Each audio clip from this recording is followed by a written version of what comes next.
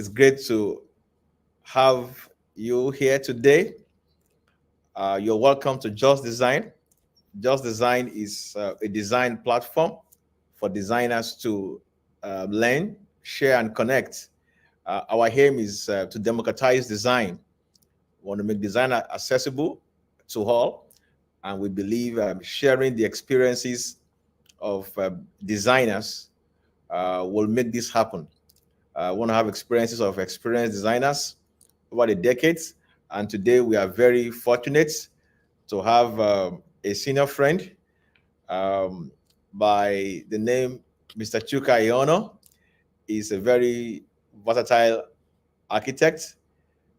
He's trained in the art of modernism, and he's been able to uh, have a mastery and a mix, a blend of modernism and Afrocentric conceptual manipulations in his work.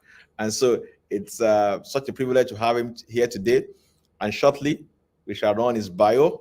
And so in the next couple of seconds, the voice you will hear will be his after the bio. Thank you very much. Once again, you're welcome.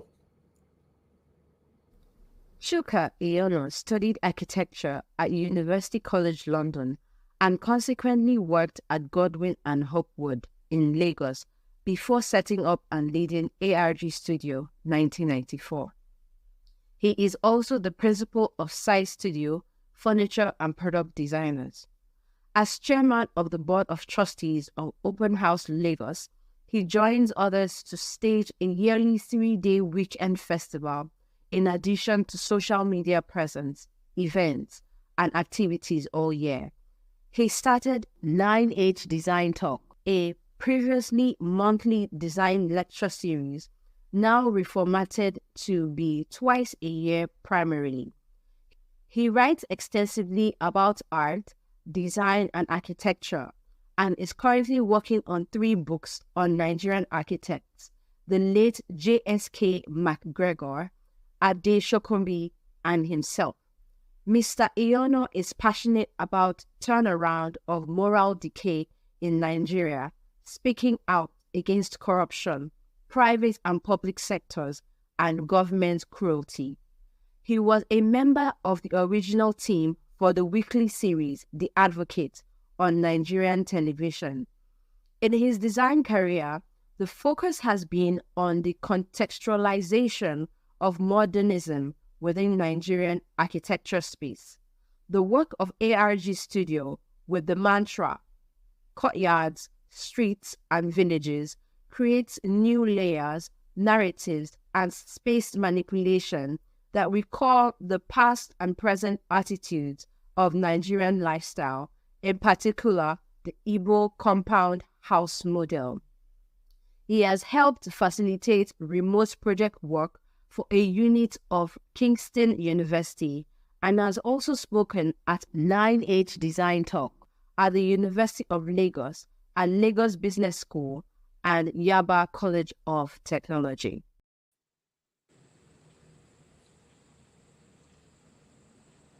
You're welcome, sir. You can have the floor. Okay, thanks. Okay, good evening, everyone, and thank you, Gbenga, for this platform. Every little bit counts in the furtherance and the propagation of design in Nigeria, with Lagos as the epicenter.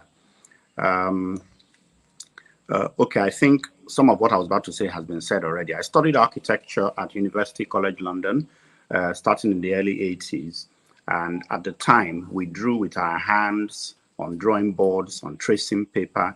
And even though I really can't quite recall this, difficulty and toil of that style of drawing anymore, but what I really don't forget about my time as a student were my regular clashes with tutors and staff. That I remember vividly. And there's a simple reason why these clashes were numerous and commonplace. It was all down to dreams. I had dreams which I pursued assiduously, bulldozing obstacles along the way and sidestepping them, and in some cases even ignoring them. And some of the tutors were actually in my way, no disrespect intended. That's how I felt anyway. I look back to my time at the architects Godwin and Hopwood in Lagos. I spent almost 3 years there from 1990 just to get to do my NIA exams, really, that's all. And sadly, I was hounded by the Nigerian partner, Mr. Kuye, and the two full-time associates called Ayo and Biola. And tries they made, they couldn't get me out of the office. And I have written 2 pieces about this event or this, these happenings, and they will be released soon enough. And you will see what they have to do with this journey of dreams and all that. It's important to nurture dreams wherever you meet and work with a big dreamer. You ought to recognize that trait. And what we must acknowledge is that the dreams could span architecture, however you wish to define it or describe it as, art, design, interior fashion and product design, urbanism.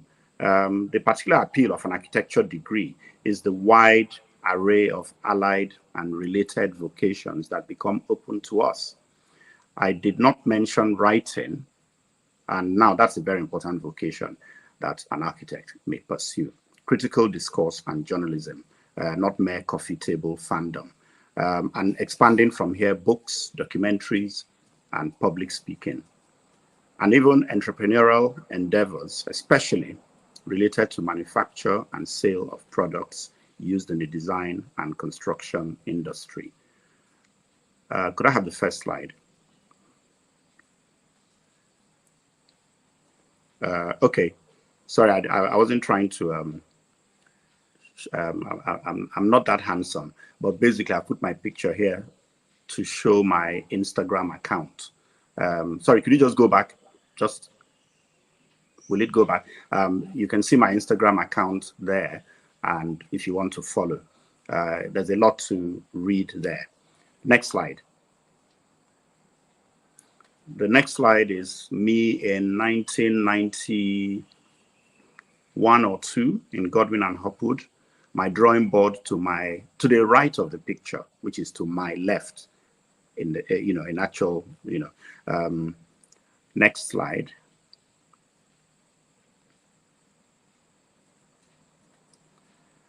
Okay, as far as I can remember, I have always dreamt what sort of architect and designer I wanted to be, and I was not going to stop until I got that sorted. So when I got to UCL after time in British boarding school, I was eager to know what architecture held for me. There was a tutor, Stephen Groak, who was the first I was assigned to, along with about 7 others. And Groak's office was filled with books about architecture. And he would ask each person to read a book, and at the end of the week, we all discuss them, even when one had only read 1 out of the 8 presented. That way we were able to go around all the books. What I remember then was I wanted to find out more about Frank Lloyd Wright, Le Corbusier, and Sir Denis Lasdun. And when I look back, there was a lot to learn about the organization of space from, and about the organization of space to learn from these chaps. I started to buy books, a lot of journals. There was no internet in 1983, and the books always carried plans and sections along with photos of buildings. There was critical assessment as well. And what was overwhelmingly clear was that we had no idea what architects looked like. So you can imagine my disappointment to find that Le Corbusier was not as handsome as he was a genius. But Gropius, yeah, he was referred to as the Silver Fox by Tom Wolfe, who wrote the book From Bauhaus to Our House in 1981. Okay, back to dreams. So I wanted to own a ton of books. I did in the end. Then I noticed that certain great modernist architects all designed furniture. So I knew that I must do that and do it well. I do it now under CI Studio. I wanted to write books, write for journals and the like. I am doing that. I wanted to make documentaries and hold lectures and seminars that promote architectural theory and design. That box has been or is being checked. I wanted to teach or visit universities. I am doing that in a bid to spread that concept of dreams to students. Next slide. Next one. Okay, next one. Right. So while in school, I did a project in 1988, located at the seaside in Barcelona. What I did was I extended the indented square grid of Barcelona's urban fabric until I had overlaid it all the way to the waterfront. Then I designed a residential community, terminating with a semicircular promenade bridge that went out into the water and back again. Among the buildings here, I designed 3 blocks of flats, maisonettes or duplex for Americans. One of such maisonette flats was built as a house in Lagos in Nigeria in 1990-91, which is what you see on the screen. It was a square, 10.8 meters by 10.8 meters on 2 floors, organized through the ordering of a diagonal and containing a double height living space overlooked by a piano curved balcony. This building, I actually reckon, is one of the first truly modernist-inspired buildings erected after the long lull following the demise of tropical modernism in Nigeria. Cross ventilation was a prime consideration in the design. The building is a perfect expression of Cubist architecture, simple by virtue of its compact size and clear design language. When I did it, I was working at Godwin and Hopwood at the time. And so whenever I had time out of the office, lunch, and then after work, I would go to supervise the construction of this building. Next slide. Same house, next slide. Same house, next slide. Right, same house as well. And this is actually the loveliest house I've ever lived in. Next. Okay, so I have come to the acceptance that it is difficult to discuss my work by myself. There are now too many, built or unbuilt, and the various narratives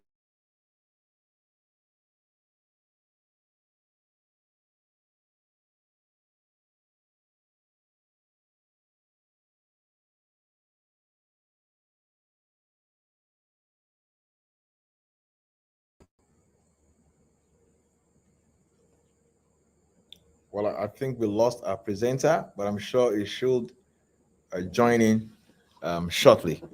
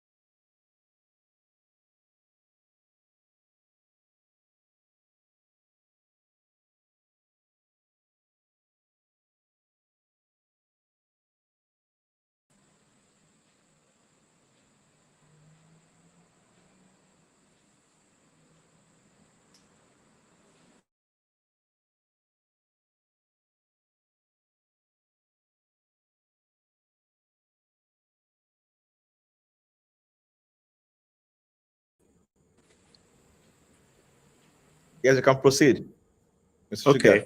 I don't know what happened there. It's fine. Okay. All right. Sorry. Yeah. Sorry, everyone. I just signed off and signed back in case it was on me. Okay. So I was just discussing the literary hub in Sierra Leone, and mentioning that it was built. It is to be built, sorry, with 3 containers for ease of reuse. And the containers are arranged off a long arcade and a courtyard, special attic roof space. And what the use of space here is not dissimilar to a courtyard or compound concept that you would have in a typical African village. Next slide.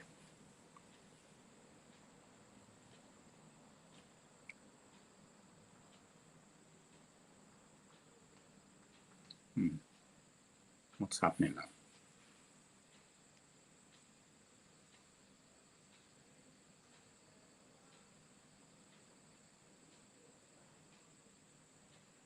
Thank you. Right. So this is the same Sandamori project, the literary hub. Next slide, please. So this is an aerial view. You can see the courtyard space contained within. You can see the external stairs at the back that lead up to a roof space. In this picture, to the left is 1 container with a single roof, and on the right, further in the background, 2 containers with the double roof. Same design as the single one, so just doubled. Next slide. And then another small project, a rural project. Well, it's not quite rural, actually, no more. This is a family meeting building in the Delta Igbo town of Ogwashuku. And the building is called an Ogwa, though, I mean, the actual definition of this sort of building is the meeting place of maybe an important man or a family, a meeting place within their compound. And this is built within the compound of my grandfather. The building is called Ogwa Bofu and was designed on the spot of my late grandfather's house in a large compound of courtyards, alleyways, and an ilo, which at best I can describe as a piazza. My grandfather was called Bofu, which translates to we are one. The replacement structure is designed to sit on the exact footprint of the old building, which is 12 meters by 9 meters, which is his personal quarters, and other buildings surround. He was polygamist. So, and this new building sits on exactly that footprint of 12 by 9 meters, and is covered by a roof that extends to cover 12 by 12 meters, which is a square, and is topped by pyramid roof, and added to it is a cylindrical display space, colored in pink in the drawing that you see. And what you have here is that all the spaces are tied together by that roof. They are either all under the roof, partially or wholly. In the case of the cylindrical volume, you can see it's a little bit out of the roof. This is just a reference to unity. The roof is the unifying factor in this design of the several of the spaces, the different spaces that make up the building. Next slide. This is the building in context of a small town. Next slide. Same building, just another view. Next slide. Right. So my buildings create stories, then elaborate on them, clarify them, and resolve them. Geometry, allegory, culture, and even intuition.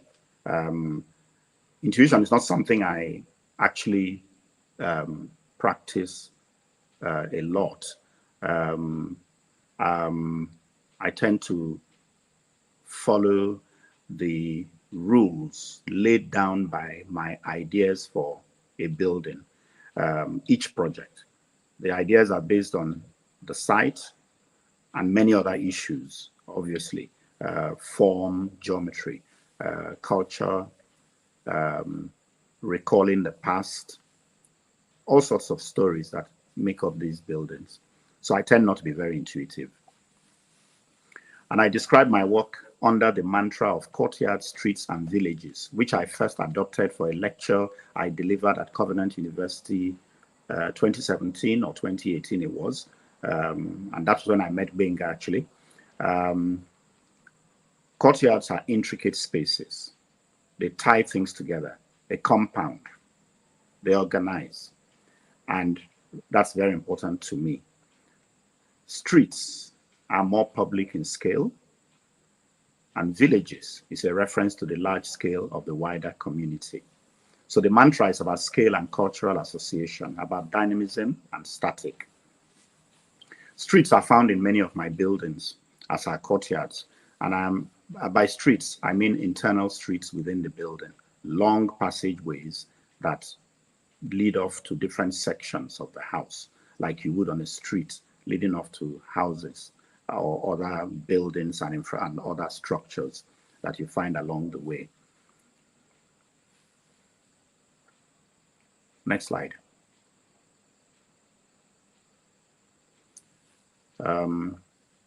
We are working on a project for a home in Chuka, which looks at the slave trade links associated with the region, the multi-generational compound, which the buildings that we will design, there are several buildings that we're going to design within an already existing compound of several other buildings. It sits next to a stream, which was once a bigger river from where slaves were transported out of the region. So there's that, we've got that. We're working on that now. On the screen is a recent project for Atlanta in America, a house, next slide, a house on land with several levels, hence the entrance, as you can see here, needs a bridge and ramp to get up and across to the entrance to the house. Next slide. The house has what I call internal courtyards, roofed over with glass and other semi-external spaces. And next slide. And so it carries on that whole concept of journeys and, you know, courtyard streets and villages. So you're static or you're moving through space. Space itself is almost a description of motion just by its very existence. There are bridges, staircases, voids, lofty spaces, and overlooking spaces. Next slide. Streets, as you would have in this house. Next. So another of my dreams was to design furniture, lighting, and such like things. And I do this under an office called CI Studio. There's the Instagram account there and the website. Websites will be back on at the end of this month after redesign. Same thing with the ARG Studio website, which you saw the address in a slide at the start of this lecture. Next slide. So the first serious piece I pushed through to final design was called the Fly Sofa. And this was in 2003. Before then, I had done so many designs, and I'm still going to go back to them and bring them to conclusion. Fly chair was a winged chair. It had wings, and it sat on a reflective metal base. Next slide. It sat on a reflective metal base and 4 slender metal legs.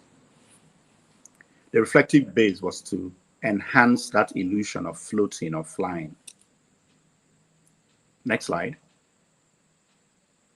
In 2017, another chair called Chuka which I definitely called the wing chair. Again, you see the wings and that whole feeling. I moved the whole concept of flight a little bit more forward. It was named after my late mother's childhood nickname. Next slide. A chaise longue called Ndidi. Ndidi translates to patience or endurance. And I thought it was a good name for a chaise longue because when you lie on a chaise longue, you are in relaxation mode. You wouldn't really lie on a chaise longue if you were very anxious or worried about something urgent. You would relax, and the whole concept of patience comes in, and that's why I called it that. So I'm working on other items. But sadly, a lot of these items are not going to be made in Nigeria, or rather, large sections of them will not be made in Nigeria. And those bits that can will be, and then the chairs will be brought, the parts will be brought together and put together. And that's when they go out for sale, sometime in 2025, actually. So I am currently, next slide, I'm currently working on a book. This is, sorry, Ndidi also has a bit of a bookshelf or bookcase behind it. Pick up a book and lie down on the chaise longue and read. Next slide. So, MacGregor House, Apapa, 1973 by J.S.K. MacGregor. I'm writing a book on this house, a brilliant work of tropical modernism. Absolutely brilliant. Next slide. I have also written one on Adesokunbi, which is sort of complete. We're working on bringing it out. Next. Then I also plan to do one on the Von Richards house, which was designed late 60s, early 70s by Alan Von Richards. And it's a spectacular piece of experimental design. I'm not sure it's actually really experimental. Well, it's experimental with the materials, but many would think that the concept is also experimental, but I don't think so. I don't really take it to be that. I wanted to say I don't buy that argument. I think the house is actually a very disciplined work of tropical modernism. And the fact that it is free form in a lot of ways, but structured still within what I might call an overall more rectilinear organization. It is really a very structured building. Next slide. So another dream was lecture series, and I do that as 9H Design Talk under 9H Media, which has metamorphosed from a monthly design event to what will now take place every 6 months. In December, what I'm proud about 9H4 is that when you look at some of the past speakers, Valerie, who's from Congo, Valerie Mavungu, who's from Congo, who came in to speak in Lagos and who has been written about in a recent book of 100 women architects. She also was a finalist in the Lisbon Triennale award for young architects. We have Adesokunbi, James George, Tosin Oshinowo, Bumi Adeyemi, Seun Oduwole, Stephen Ajadi, Aramide, that's Francois Akinyosho. These are people who I'm proud of, who have spoken at 9H and who have gone on, or who already at that time were actually quite, good. They were very good architects, hence the reason why they spoke anyway. But they have gone on to be to go on the world stage, basically. So the last event in December 2023, we had the artists Patrick Akpojoto, Akintunde Disu. We had the architect Stephanie Torres Bacha Adisa. We had Adesokunbi as well, an architect. Then we had Lani Adewi, who's a product designer and who teaches at the Parsons School in New York at the moment. We had Charlotte Langhorst, a PhD in art history. She spoke about the house she lives in, the architecture, and really not the architecture, but more the way the house is used by her and her family. And then I spoke about product design. On November 30th, we're going to have another lecture, again, 7 speakers like before. And this time, all speakers will be women. And they are drawn from fashion, art, and architecture. And they are top of the field. Next. Or is that the last one? Okay. Now, we have organized a series of lectures and workshops, one of which we hold exclusively at University of Lagos for the students' benefit. I've done this with Aduke Gomez. We have arranged to welcome Dr. Lisa Godson, an Irish art and design researcher who will be in Nigeria in November, and she will speak and hold workshops at the University of Lagos. She will also speak publicly. She will also speak at the Open House Lagos Festival 2024, which she spoke in last year, but she appeared virtually by Zoom. So now back to me. My interests are art, which I write about and engage with artists. I like radio design, transistor radios from 1957 to 1977, which I have a very large collection of. I enjoy social criticism and activism and enjoyed my time on television as one of the original 5 panelists of The Advocate. And then I have a massive collection of music on vinyl. I like my own company, and I absolutely adore my children. So I have lived my dream. I'm still living it. I have not gotten to where I'm going, but I'm certainly on the way. Not all architects and designers or design students will be great designers. Some actually have the talent to be critics and journalists, documentary makers, product designers, fashion designers. So let's all do what we know. There's no shame in not being a great architectural or any particular design that you studied in school, in university, but rather we should try to find out where our strengths lie. We should learn to write properly in English to open up new paths for ourselves in journalism and other forms of writing.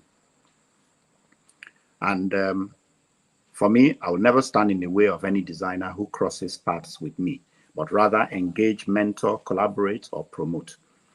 A far cry from the 1990 to 93 when I worked at Godwin and Hopwood. So thank you, Gbenga, and thank you to those who signed in and those who will watch this later.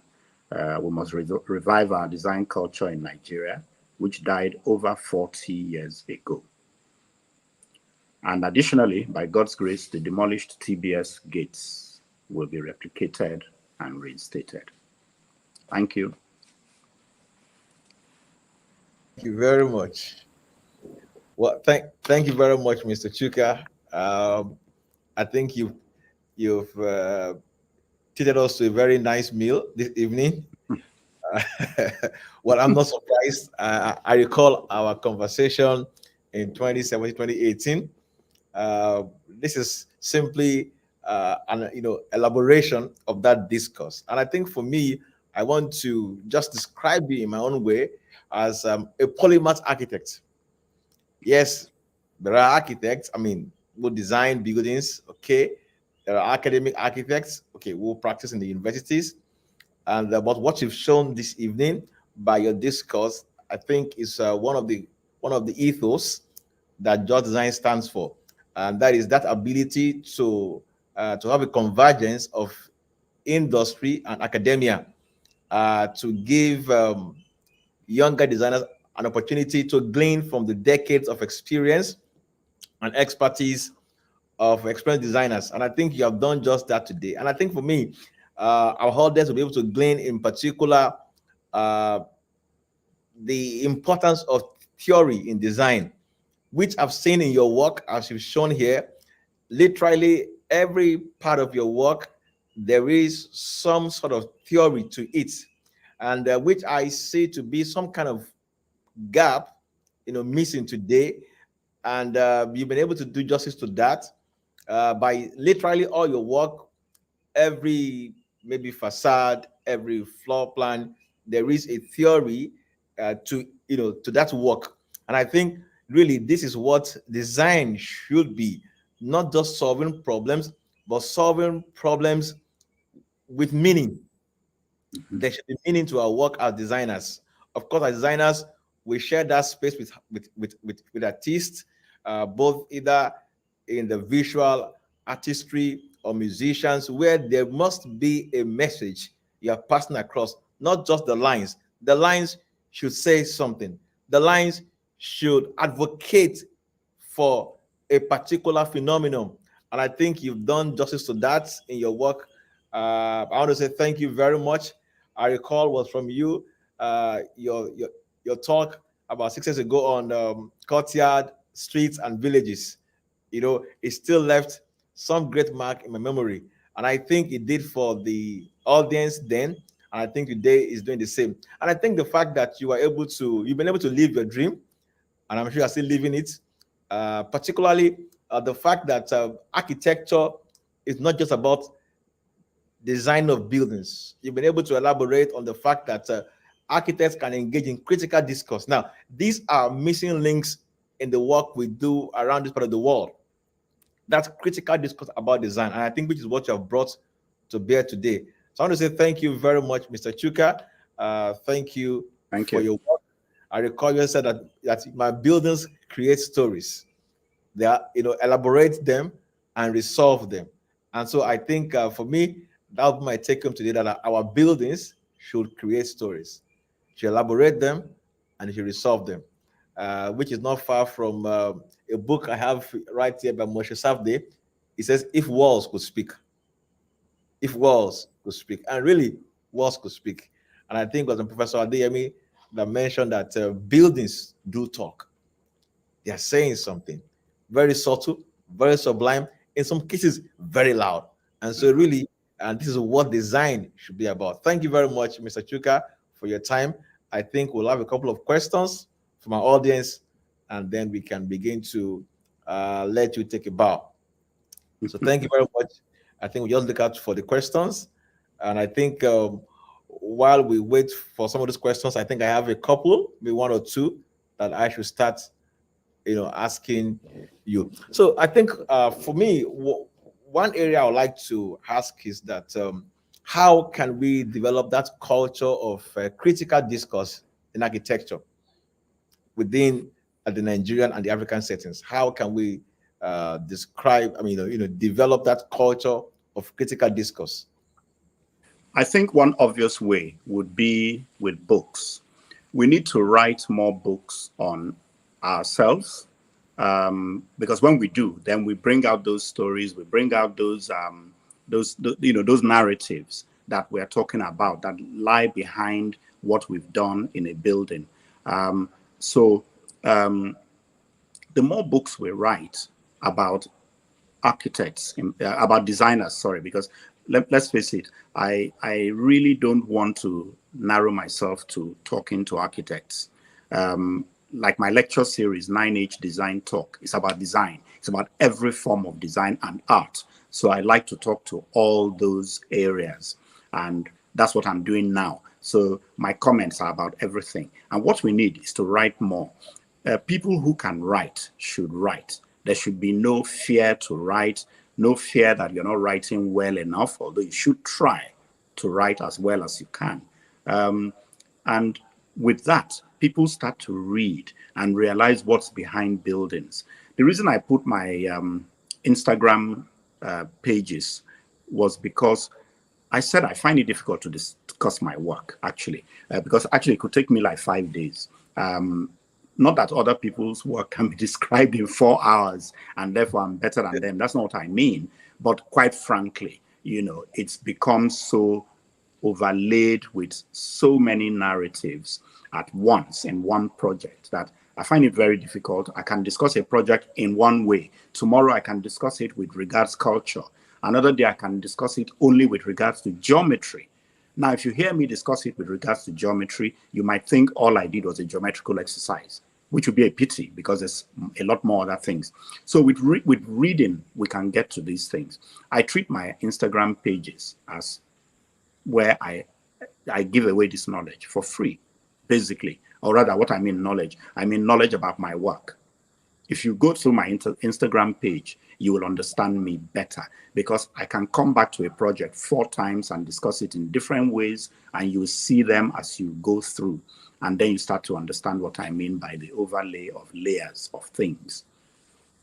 So that's one way I think we could propagate this, this whole idea of getting these stories and narratives behind our work, and which will strengthen the work.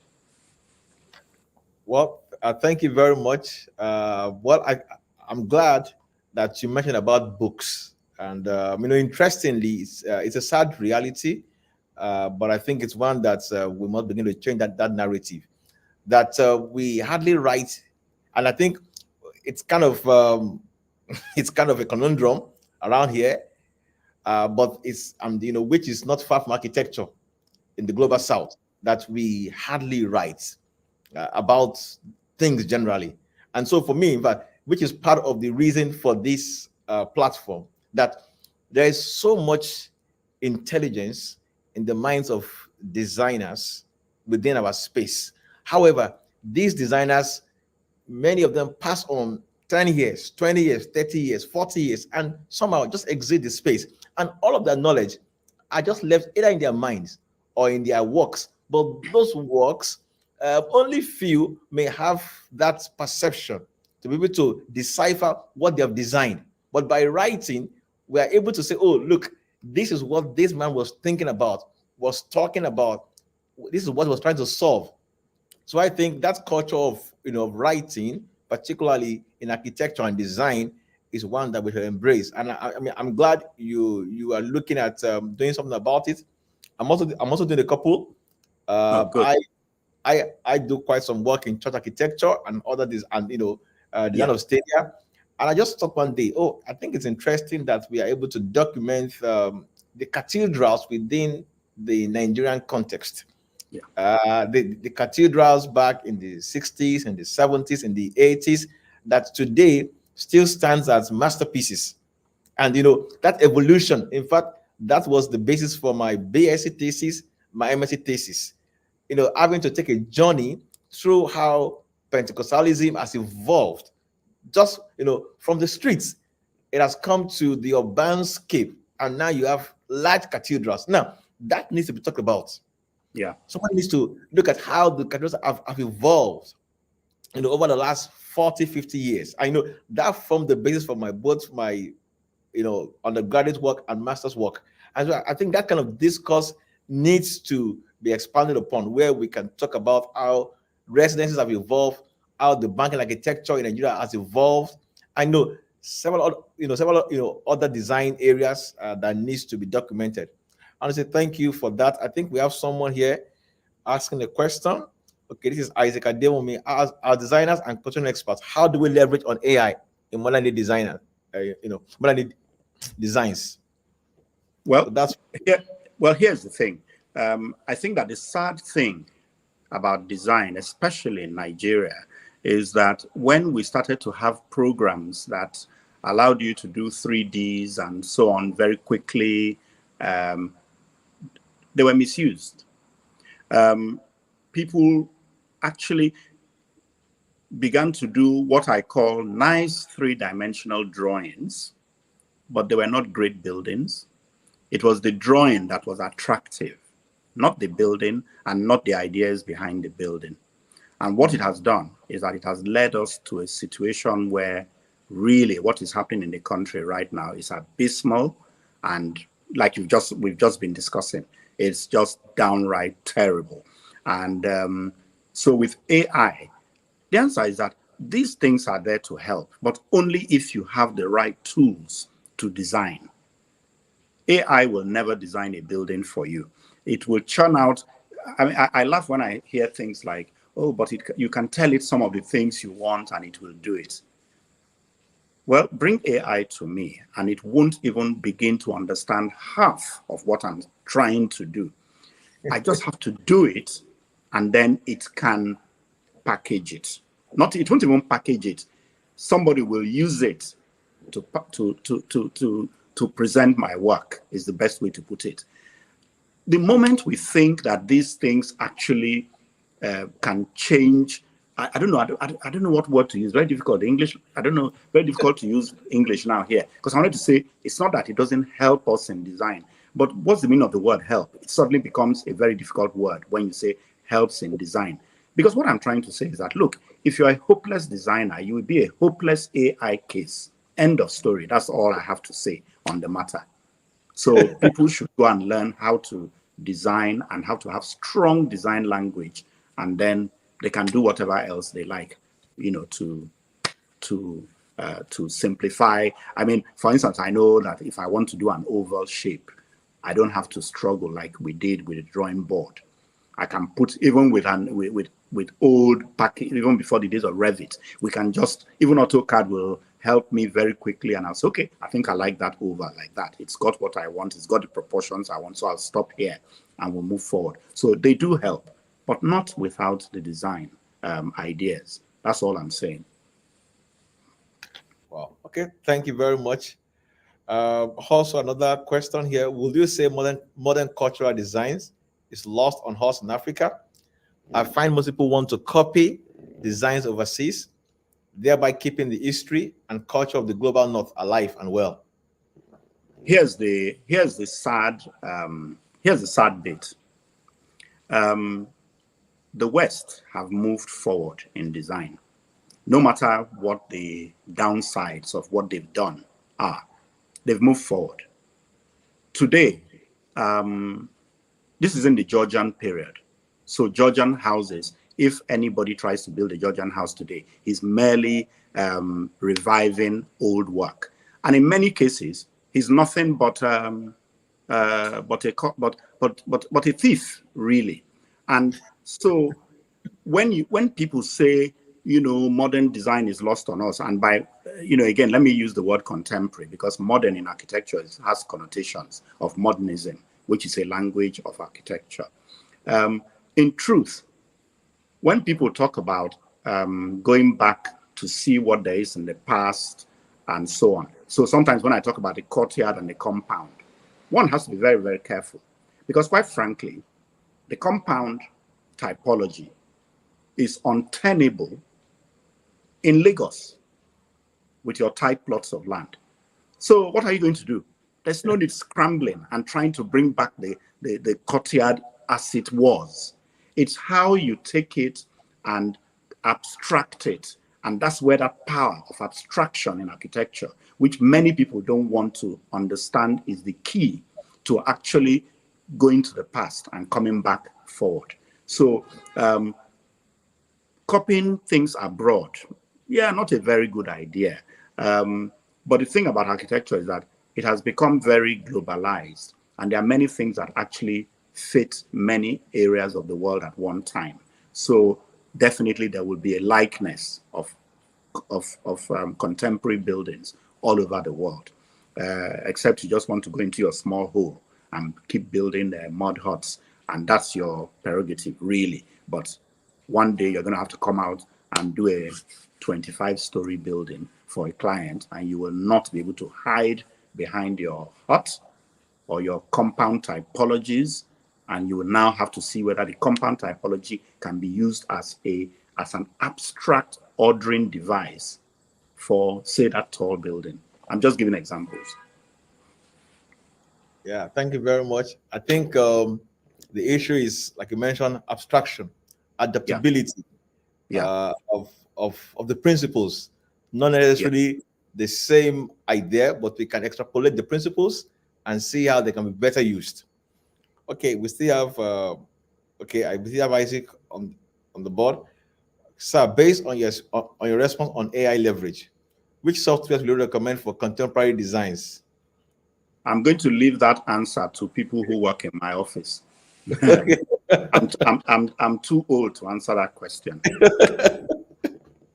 So, Okay. Well, I so, think so me and Isaac, we'll have to. I know some programs, but I'm not going to start being an expert here. So forget it. I'm not. I'll leave that to people who do most of that sort of work in the office. So I'm not the expert there. okay. I think for context, Ms. Isaac, you can check our. I think sometimes April or so we had a conference on AI and the future of design, and a couple of softwares were discussed. But just for reference, Midjourney could be one way in which you can begin to leverage on AI. Right. But I think in that workshop and that conference, you will have a couple of what's a 2-day conference with about 8 speakers. So you'll have a plethora of information that you can pick from that conference. Okay, thank you very much. What I think maybe I'll see ask for you just one more question. We've discussed about how we can develop a culture of critical discourse. Now, I know you schooled in UCL. That was decades ago, maybe like about 3+ decades now, or four, Yeah. about 3 to 4 decades now. 4, And yes. Yeah. about, yeah, about 3 to 4 decades now. Don't worry. I'm not saying you're old, but don't worry. I just and you've also had interaction with the academia within the Nigerian context. I can't say if you are still having interactions with academia in the UK or in the global north, but just for context, are there learning points for the designer academia in the global south from the global north? Are there, I mean, are there learning points? Are there similarities? Are there, divergence points which you think can improve and enhance the design culture? I think that there's space for every kind of approach to design, architecture, product design, other forms of design. So there are obviously overlaps with all areas of the world. A typical university would allow for various ways of studying architecture based on what unit you join under a tutor, so that you are always, people learn different things. Look, the route through architecture school is not the same for everyone. You could be more interested in something, and there's a tutor who's going to have a group of about 8 of you, and that's what he's interested in, and that's why you signed up for his group, to do the projects with that unit. So that's the way it happens abroad, obviously, and I believe to an extent here as well. We just need to be, we need to do a lot more with these various approaches to design. And one way to help is to allow practitioners to come to the school to talk to the students. In some cases, actually, spend a full semester there or whatever, on a unit with about 4 to 8 students, and just the way a normal tutor would have. That's one of the ways of doing it. I go to University of Lagos now to help with no pay at the moment. I'm not sure I will ever be paid, but I'm more interested in going there, and so I hold, so I do tutorials, and sometimes the tutorials spill over into after school. So I'm doing tutorials from my house, so that is online, Zoom or meeting, Google Meet, and I'm going through students' work with them, and then they disturb me on WhatsApp and send what they're doing, and I have to critique it and send it back, and all that. And but I try to be what's that word? I try to encourage them with the way I talk about their work. Although I was a bit surprised the other day when someone told me that one of the last times I went to Unilag, and they said that I was ruthless. And I thought, no, I was very nice to them actually, because even when they finished with one student and the group of tutors moved to the next person, I sort of wait behind for about 2 minutes, telling him that, look, or her, this is this, just do this like this, just do this like that. That's not a harsh person. That's actually a very, very soft person. So I eventually realized that what they meant by I was ruthless was that basically I wasn't going to accept something that wasn't strong enough, but I did it nicely. So they have to understand that I have to put my foot down. No, you can't go in this direction, but however, here's the direction you can go. And then I would even say things like, call me later.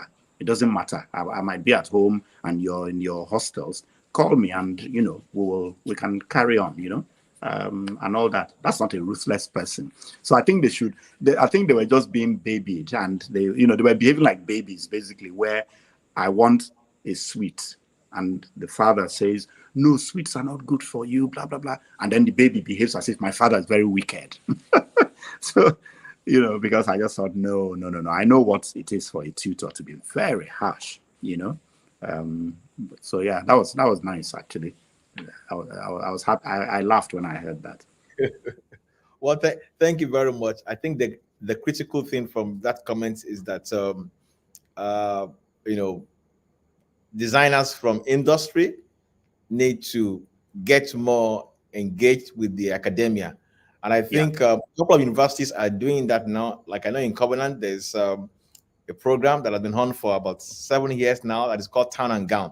That was the program which I invited you for. And I think Shinwo Duwale, Tosin Shinowo, and a couple of others like that. And, just to ensure that there's no disconnect between the theory from the academia and how the theory is being applied in practice, with actual work of designers. And I think that conversation needs to continue and possibly even needs to be taken further, where we have some, designers, architects, artists in industry who will come to take some sessions. Really, that's my idea also about academia. And I recall that Covenant University gave me that leverage. I recall there was an architect by the name Architect Dele Adeyemi of Dachi Work Group. That was really the man that gave me that impetus about church architecture. He came to give a couple of lectures in Covenant, I think, while I was undergrad, and he designed the National Ecumenical Center in Abuja, and he shared with us in those classes or that class. And thereafter, I had to go look for him in his office in Lagos when I knew that my thesis was going to be on church design. Right. And this man sat me down and took me through all his works, close to about 5 or 10 church designs he had done at the small scale, the big scale, and took me through the theory, the nuances of his design process. And interestingly, that really helped my work. I mean, eventually I came up with a distinction for my master's thesis. And, in fact, that's part of the motivation for this platform, that look, how can we look at a platform where we can get, industry to partner with the academia to strengthen the discourse about architecture. And then I think with that, the students will have the benefit of both worlds, because truly, if you look at IT, internship period, 3 months, 6 months may not be sufficient for a student to pick all he or she can pick in the markets. But having that continuous interaction, academia and and industry shaking hands together every now and then, I think it sharpens the discourse, and the theory gets better and gets fine-tuned. And I think it will be a win-win for the design industry. I want to say thank you very much, Mr. Chuka. It's been great having you on this talk today. We are so grateful to have you. Thank you very much. And we hope once we call you again, we can always have you. Thank you very much. It's great seeing you after 6 years. Well done. Thank you, sir. Thank you very much. Have a wonderful time. Yeah. Thanks. Same to you. Bye. Bye.